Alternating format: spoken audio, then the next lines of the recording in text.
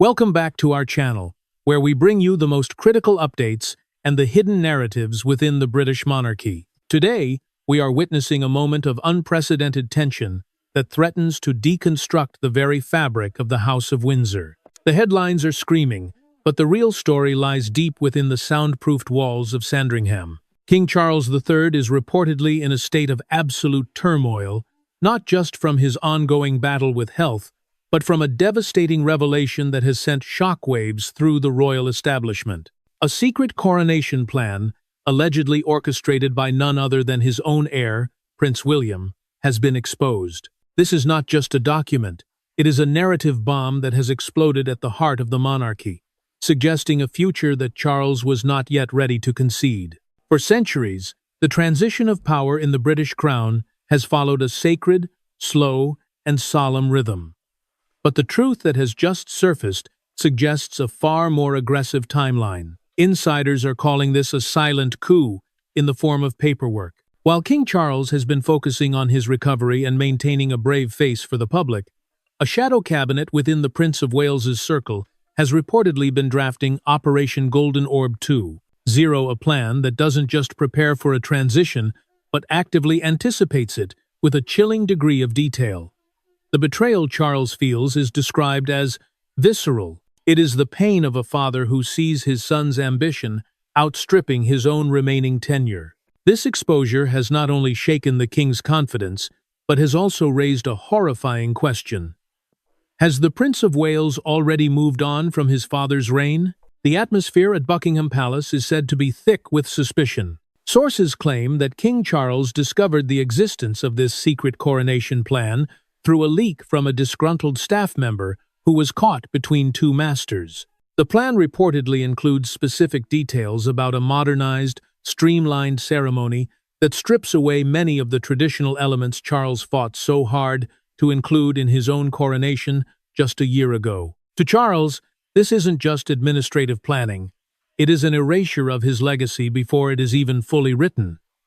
He sees it as a cold, bureaucratic dismissal of his vision for the monarchy. The king, who has spent his entire life waiting for this role, now finds himself looking over his shoulder at a son who seems to be measuring the drapes before the room is even vacant. This is the medical and emotional secret that has the potential to bring an end to the current stability of the House of Windsor. We are looking at a constitutional crime scene, where the star witness is the king's own sense of betrayal. As we dig deeper into these alleged documents, the fairy tale of a unified royal front begins to crumble, revealing a tapestry of private pain and public duty that is being yanked apart with vicious determination. The throne is no longer just a seat of power.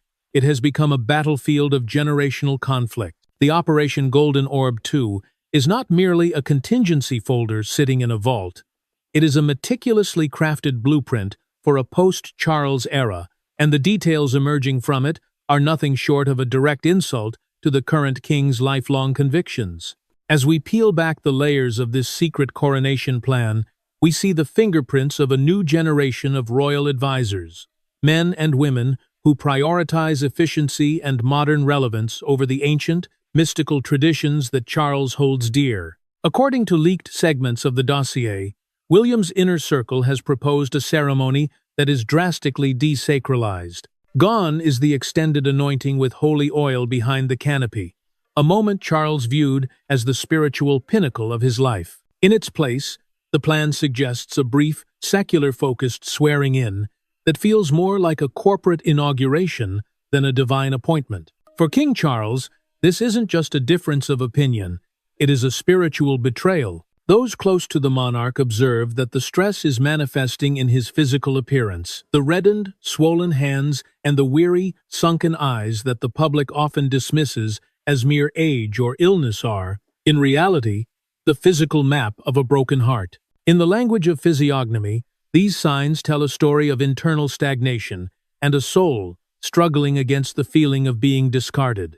Charles looks at these plans and sees his own coronation, a ceremony he waited 7 decades for being treated as an outdated rehearsal that needs to be fixed or erased. The psychological warfare within the palace walls is intensifying. The plan allegedly suggests a voluntary abdication clause for a transition at age 80, a concept that was strictly taboo during the reign of Queen Elizabeth II. By including this, William's team is essentially placing an expiration date on Charles's forehead. Imagine the turmoil of a king who is fighting for his health, only to discover that his heir is already calculating the shelf life of his reign. It creates a poisoned atmosphere, where every meeting between father and son is now clouded by a hidden agenda. Charles is no longer just looking at his successor, he is looking at his replacement. The constitutional implications are equally staggering. If William is indeed preparing to bypass the traditional religious oaths in favor of a multi-faith and secular hybrid ceremony, he is effectively rewriting the contract between the monarchy and the Church of England without his father's consent. This is a cold, calculated move toward a republican-style monarchy that Charles spent his entire life warning against. The crown is shaking, not from external protests, but from the tectonic shifts of ambition within the direct line of succession. We are watching a dynastic civil war play out in the margins of modernization and efficiency. As we delve deeper into the third chapter of this unfolding tragedy, we move from the private corridors of the palace to the very legal and spiritual foundation of the British state. The truth exposed in William's secret coronation plan isn't just a family disagreement. It is a potential violation of the Act of Settlement, 1701, and the Coronation Oath Act. King Charles III, a man who has spent 70 years preparing for his role as defender of the faith, is reportedly horrified to discover that his son's blueprint effectively removes the sacred core of the monarchy. To Charles, the crown is a divine trust. To William's modernizing team, it appears to be a corporate asset that needs rebranding. This ideological chasm is the true source of the king's turmoil, shaking the monarchy to its sovereign roots. Insiders reveal that the secret plan includes a clandestine proposal to amend the coronation oath itself, bypassing the traditional vows of loyalty to the Church of England in favor of a vague charter of modern values. This is the constitutional crime scene that Charles fears most. For a king who finds solace in tradition and the continuity of history, seeing his successor treat the throne's spiritual legacy as an optional accessory is a crushing blow. The tension is no longer just between a father and a son. It is a battle between the 18th century foundations of the realm and a 21st century CEO-style monarchy. Charles is said to be haunted by the idea that he will be the last anointed king, while his son plans to be merely a social inauguree. The emotional toll is visible in the smallest gestures of the monarch. Observers at recent investitures have noted the king's clenched jaw and the unsteady grip on the ceremonial sword signs that, in the study of human behavior, indicate a person fighting a massive internal rebellion. Charles is trapped. If he confronts William publicly, he risks a constitutional crisis that could empower Republican movements. If he remains silent, he watches as his own son quietly prepares to dismantle the very institution Charles has vowed to protect. This deception of silence is eating away at the king's remaining strength, creating a vacuum of authority within the palace. Queen Camilla is reportedly the only one witnessing the full extent of this devastation. Behind closed doors, she is said to be the great protector, shielding the king from the more aggressive maneuvers of the Prince of Wales's advisors. Yet, even her influence has its limits. The secret coronation plan allegedly includes a Queen Dowager protocol for Camilla that would significantly diminish her role and visibility the moment Charles passes, a detail that has added a layer of personal spite to the political ambition. The House of Windsor is now a house divided, where loyalty is a rare commodity and the blueprint for the future is being written in the ink of betrayal. The exposure of the secret coronation plan has moved beyond whispers. It has now entered the realm of cold, hard data. In this fourth installment of our analysis, we uncover the digital footprint of betrayal that has left King Charles III questioning the loyalty of everyone within his inner circle. Reports suggest that the discovery of Operation Golden Orb 2.0 was not a mere accident of a lost folder, but the result of a massive security breach or a deliberate whistleblow from someone deep within Kensington Palace. The documents are said to be stored on highly encrypted servers, labeled not as royal protocol, but under the sterile, clinical heading of Strategic Modernization 2025 to 2028. This choice of wording is a dagger to the heart of the king. It implies that his reign is viewed by his own son's team as a brief, transitional bridge to be crossed as quickly as possible. What makes this discovery even more devastating for Charles is the realization that this shadow cabinet has been operating in parallel to his own administration. While the king's team at Buckingham Palace was meticulously planning his summer engagements, William's reform team was reportedly holding clandestine meetings to discuss the regency option. These leaked digital trails suggest a level of preparedness that borders on the predatory. To Charles, who still treasures the tradition of handwritten notes and face-to-face counsel, this digital-first approach feels like a cold, faceless ghost haunting his throne. He is not just fighting a health crisis.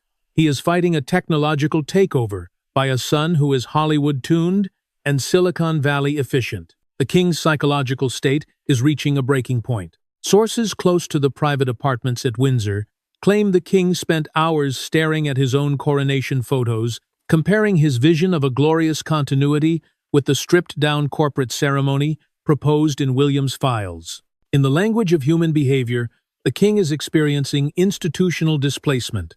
He feels like a relic being polished for a museum, while the new curator is already planning the next exhibit. The most chilling detail in the digital leak is the transition window, a period specifically identified based on the king's treatment schedule, suggesting that the most aggressive changes to the monarchy should be pushed through when the king is at his most physically vulnerable. This is the ultimate betrayal, using a father's illness as a tactical advantage. The Prince of Wales, once seen as the king's greatest support, is now being recast by these revelations as a strategist who is unwilling to wait for nature to take its course. The secret plan even includes a proposed social media strategy to rebrand the throne on the very day of the king's funeral, a level of forward planning that is being described as both efficient and heartless.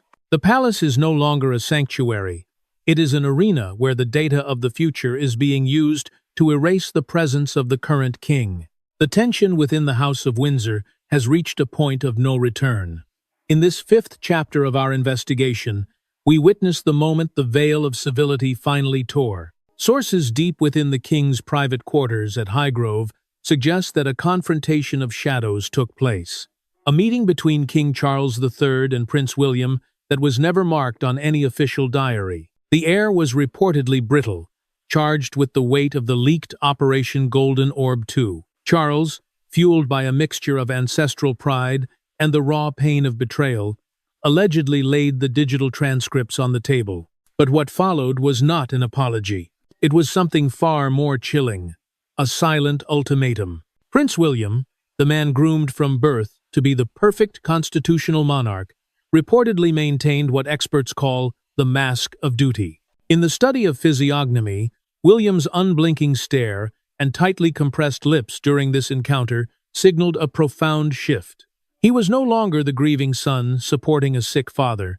He was the future king defending the survival of the firm. Insiders claim that William did not deny the existence of the secret coronation plans. Instead, he argued that the king's relentless adherence to the past was the true threat to the monarchy's longevity. This is the ultimate pain point, for Charles to be told by his own flesh and blood that his lifelong vision is not just outdated, but dangerous. The king's reaction was one of trembling resolve. Those who observed him shortly after this meeting noted a grayness in his complexion and a heaviness in his gait that went beyond his medical condition. In psychological terms, Charles realized in that room that the palace machine, the army of courtiers, PR experts, and legal minds had already begun to pivot their loyalty. He is a king, still wearing the crown, but the power has already begun to flow toward the heir. The secret plan wasn't just a backup. It was a transition that had already started in the minds of the establishment. This institutional betrayal is a wound that no medicine can heal. The most heartbreaking detail emerging from this confrontation is the silent agreement William allegedly demanded, that Charles must step back from major constitutional decisions and allow the reform team to take the lead on the monarchy's future branding. It was a request for a living abdication. The king, who has spent his entire life in the shadow of his mother, now finds himself in the shadow of his son. The truth that shook the royal family is now clear. The crown is being seized by a generation that views tradition as a burden and efficiency as a god. As we move forward, the question remains, can Charles reclaim his reign? Or has the secret plan already become an inescapable reality? The war for the throne has moved from the encrypted servers of Kensington Palace to the front pages of the global media. In this sixth installment, we expose the most cynical layer of the secret coronation plan, the weaponization of public perception. King Charles III is reportedly discovering that he is no longer just fighting a shadow cabinet within his family, but a shadow press office that is systematically leaking details of William's modern vision to test the waters of public opinion. This technique, known in political circles as kite flying, is designed to see if the British people are ready to trade Charles's ancient mysticism for William's corporate efficiency. For the king, it is an agonizing experience of being gaslit by his own institution. Sources close to the royal communications team suggest that the recent strategic leaks about the king's health and his limited capacity are not accidental. They are allegedly part of a narrative arc designed to make William's secret coronation plan seem not just logical, but necessary for the survival of the state. Charles is finding himself in a terrifying information vacuum. Every time his team at Buckingham Palace tries to emphasize his continuing devotion to duty, a counter-narrative emerges from sources close to the Prince of Wales, emphasizing the need for a dynamic, energetic transition. This is the media puppetry that is shaking the monarchy to its core. Charles feels like a sacrificial lamb on the altar of modern PR. The physical signs of this psychological siege are becoming impossible to hide. Observers have noted the king's increasingly defensive posture in public, the way he tightly crosses his arms or avoids direct eye contact with the press cameras. In the study of human behavior, these are classic indicators of a leader who feels hunted within his own territory. Charles is reportedly obsessively monitoring the news cycles, realizing that the very newspapers that once championed him are now subtly shifting their tone, treating William as the king-in-waiting and Charles as a king in transition. This premature erasure is perhaps the most painful part of the secret plan. The most chilling revelation in this phase of the conflict is the press gag protocol, allegedly embedded in the secret plan. It outlines a strategy to manage the announcement of the king's eventual passing with such clinical precision that it leaves no room for national mourning to interfere with the rapid-fire inauguration of the new regime. It is a plan that prioritizes the brand continuity of King William V over the human legacy of King Charles III. The palace walls have become a hall of mirrors, where the king can no longer distinguish between a loyal servant and a silent strategist waiting for his clock to run out. As we enter this seventh chapter, the tragedy of King Charles III takes a deeply personal and agonizing turn. The truth exposed in William's secret coronation plan reveals a calculated strategy to dismantle the king's support system from the inside out. It is no longer just about the throne. It is about the systematic isolation of a man by his own flesh and blood. The most ruthless element of Operation Golden Orb 2 is what insiders are calling the Camilla Protocol, a set of instructions designed to neutralize the Queen's influence. The moment Charles is no longer able to exercise his duties. For Charles, who has fought a lifetime to have Camilla accepted by the nation, this is the ultimate act of disrespect, a move that treats his wife not as a queen, but as a temporary inconvenience. The secret documents allegedly outline a plan to move Camilla out of Clarence House and Buckingham Palace within weeks of a transition, relocating her to a secondary royal residence with a drastically reduced staff and no public-facing role. To William's team, this is streamlining. To Charles, it is a cruel erasure of the woman who has been his primary emotional pillar. This part of the plan has reportedly caused a nuclear-level fallout behind palace walls. The king is realizing that the people he trusted to protect his legacy are already coordinating with William's office to ensure a clean break from the Charles-Camilla era. The betrayal is total. The courtiers who once bowed to Charles are now reportedly looking past him, their eyes fixed on the man who will soon hold the keys to their careers. The physical toll on the king is heart-wrenching to observe. In the language of physiognomy, the pronounced drooping of the shoulders and the constant, nervous fidgeting with his signet ring tell a story of a man who feels the walls closing in. Charles is no longer the confident reformer he set out to be. He is a monarch who feels like a stranger in his own court. Psychological experts would describe this as social death, the process where a person is treated as if they are already gone while they are still standing in the room. This is the cold coup that William's secret plan has set in motion. Every smile from a staff member now feels like a lie.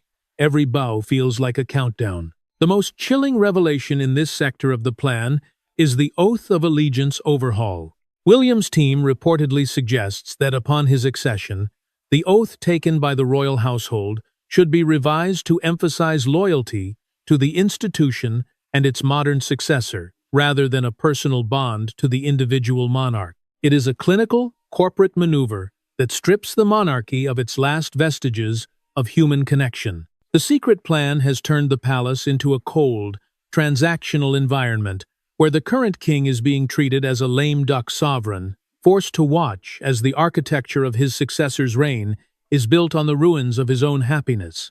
In this 8th chapter of our unfolding royal drama, King Charles III makes his final, desperate move to reclaim the sovereignty that is being systematically stripped from him.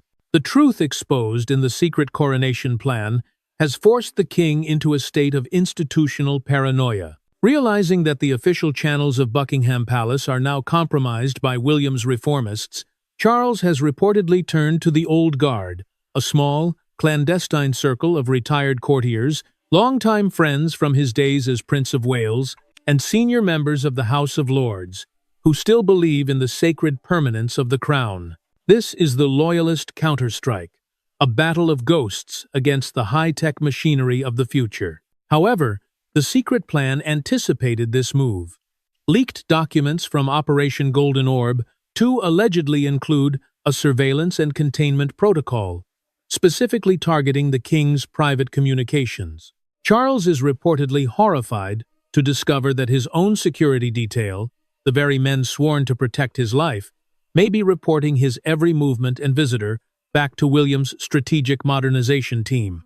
This is the ultimate deadly point of betrayal, to be a prisoner in your own palace, guarded by men who are effectively acting as jailers for your successor. The king's environment has become a panopticon, where every handwritten note and every private phone call is subject to digital interception under the guise of national security. The physical and psychological impact on Charles is devastating. Experts in human behavior have noted the king's hypervigilance, the way he constantly scans a room before speaking, or the tremor in his hands when handing over documents. In the study of physiognomy, his hollowed cheeks and the sharpening of his facial features indicate a man who is living in a constant state of fight or flight. Charles is no longer the benevolent grandfather of the nation.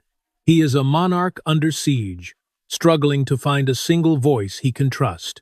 This total encirclement is the masterpiece of William's secret plan, a coup that doesn't need a single weapon, only the cold application of isolation and monitoring. The most shocking revelation in this part of the dossier is the Privy Council maneuver. William's team reportedly holds a draft resolution that would allow the Privy Council to declare the king constitutionally incapacitated based on stress-induced cognitive decline.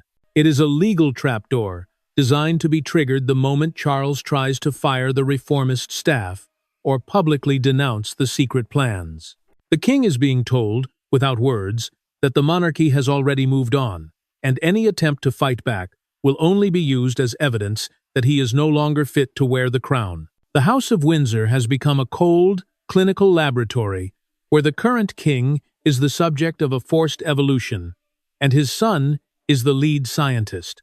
As we reach this penultimate chapter, the atmosphere within the royal family has shifted from cold tension to a state of total institutional erasure. King Charles III is reportedly living through a nightmare that no monarch in history has ever faced, the experience of being a ghost in his own reign. The truth exposed in William's secret coronation plan has finally reached its most chilling phase. the systematic removal of Charles's name from the future protocols of the British state.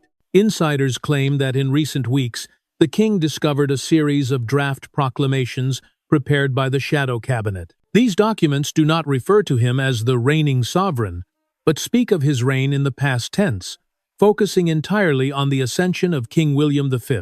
For Charles, this is not just a bureaucratic oversight, it is a spiritual death sentence. The king's physical decline, analyzed through the lens of physiognomy, has become a tragic map of this internal collapse. Observers have noted the sunken, shadowed orbits of his eyes, and a loss of facial volume that signals deep, chronic grief, and the exhaustion of a man who has lost his sense of purpose. Charles is reportedly haunted by the realization that his son's secret plan is not a contingency, but an active replacement. Every royal engagement he still manages to attend feels like a hollow performance, as he knows that behind the scenes, the William reformists are already retooling the royal website, the social media channels, and even the branding of the royal collection to reflect a cleaner, more modern aesthetic that has no room for Charles's legacy. The betrayal has now reached the king's most personal sanctum. Sources claim that a longtime confidant, someone who has been at Charles's side for 40 years, was caught in a private meeting with William's chief of staff, allegedly discussing the final handover. The king is realizing that in the high-stakes game of royal survival, loyalty is a luxury that few can afford when the sun is setting on one reign and rising on another. This total abandonment has left the king in a state of profound psychological isolation. He is said to have issued one final, private warning to William. A throne built on the betrayal of a father is a throne that will never know peace. But the warning reportedly fell on deaf ears, met only with the cold, clinical response of institutional necessity. The most devastating revelation in this ninth part of the dossier is the accession speedrun. William's secret plan allegedly outlines a strategy to hold his own coronation within 90 days of Charles's passing, a pace that is unprecedented in modern history. The goal is to prevent the Charles era from taking root in the public consciousness, ensuring that the monarchy transitions immediately to the William era before the nation even has time to mourn. The secret plan is no longer just a document. It is an active force of nature, a narrative vacuum that is sucking the life out of Charles's sovereignty. The palace is no longer a home or a seat of government. It is a clinical transition center where the current king is being treated as the ultimate obstacle to progress. Welcome to the final chapter of this devastating royal chronicle. We have reached the moment of the ultimate nuclear option. King Charles III, a man portrayed as isolated and erased, has reportedly delivered a final, silent strike that no one in William's reform team saw coming. The truth that has just surfaced in the final pages of the leaked dossier suggests that the king did not just sit back and watch his legacy be dismantled. Instead, he has reportedly triggered Operation Solomon's Wisdom, a legal and spiritual dead man's switch embedded deep within the private archives of the Duchy of Lancaster. This is the shocking twist that has left Prince William and his strategists in a state of absolute panic. The secret plan reveals that Charles has recorded every single confrontation, every silent ultimatum, and every cold, clinical demand made by William's office. But the revenge goes deeper. Sources claim that the king has updated his private will with a constitutional poison pill. If the traditional, sacred coronation oaths are bypassed or modernized beyond recognition, as William's secret plan proposes, the king has reportedly directed that a massive portion of the private royal wealth and the most significant heirlooms be placed into a better, permanent trust that William cannot access without the approval of the very old guard he tried to eliminate. In the study of physiognomy, the king's final, enigmatic smile at recent private events now makes sense. It is the look of a man who has played the long game, a sovereign who realized that while he may lose the crown, he can still control the kingdom from the grave. The psychological impact on the Prince of Wales is said to be catastrophic. The mask of duty has reportedly cracked, replaced by a frenzy of legal activity as Kensington Palace tries to neutralize this final decree. William is realizing that a throne built on the erasure of a father's values is a throne that sits on a foundation of sand. The secret Coronation Plan, which was meant to be his masterpiece of efficiency, has now become a document of his own potential downfall. The monarchy is not just shaken, it is standing on the edge of a precipice. The king has made it clear, the crown is not a corporate brand to be managed, but a sacred fire to be tended. If William tries to extinguish that fire, he may find himself a king with a title, but no authority. This is the final warning for the House of Windsor. As we close this investigation, the palace walls remain a battlefield of whispers and high-stakes legal maneuvers. King Charles III may be facing his physical end, but his final act has ensured that his vision of the monarchy will haunt his successors every step. The fairy tale is dead. In its place is a cold, hard reality of power, betrayal, and the ultimate price of ambition. Thank you for following this deep dive analysis. The future of the crown has never been more uncertain.